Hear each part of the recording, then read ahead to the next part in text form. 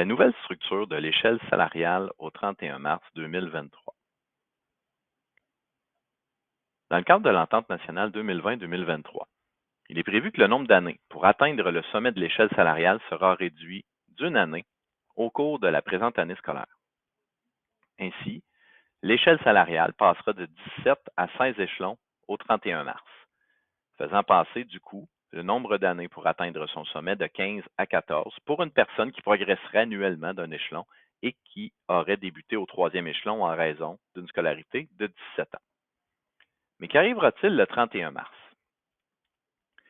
Tel que mentionné lors de l'Assemblée générale des 4 et 6 mai 2021, qui traitait de la proposition de règlement sectoriel, ainsi que de la documentation qui la soutenait, les échelons 3 et 4 seront fusionnés afin d'obtenir une échelle de 16 échelons plutôt que 17.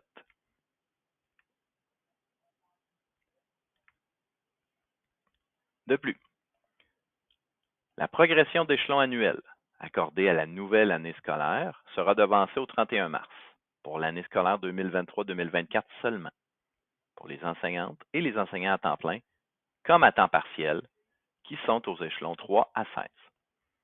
Cette progression leur permet d'être intégrés au même échelon de la nouvelle échelle, mais de bénéficier à l'avance d'un salaire plus élevé lié à la nouvelle échelle salariale.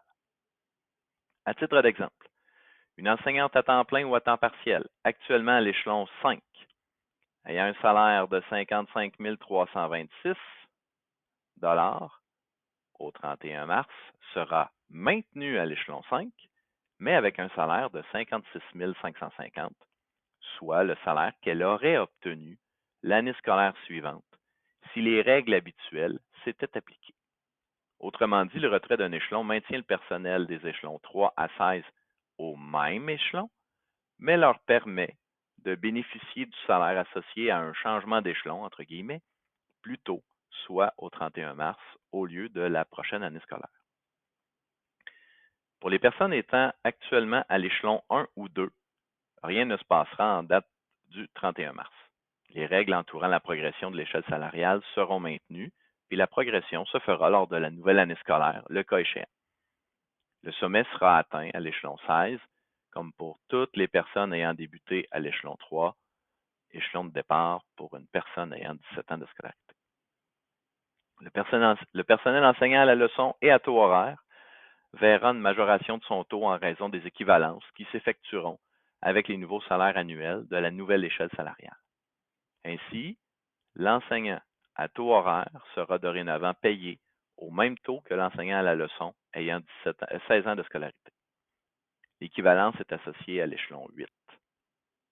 Pour l'enseignant à la leçon ayant 17 ans de scolarité, l'équivalence, elle, est liée à l'échelon 10. Pour celui ou celle détenant 18 ans de scolarité, toujours à la leçon, on fait référence à l'échelon 12 et à l'échelon 14 pour la personne détenant 19 ans de scolarité.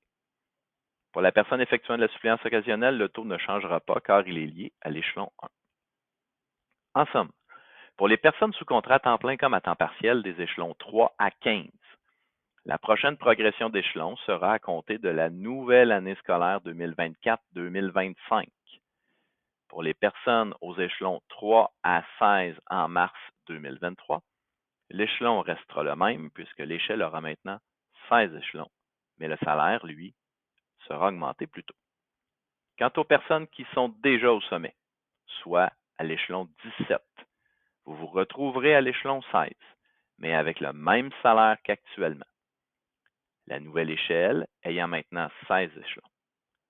Le personnel ayant 17 ans de scolarité, qui entrera dans la profession après le 31 mars 2023, sera intégré à l'échelon 3 de la nouvelle échelle comportant maintenant 16 échelons. Quant au 1er avril 2023, ce sera la négociation actuelle qui déterminera l'augmentation salariale que nous obtiendrons.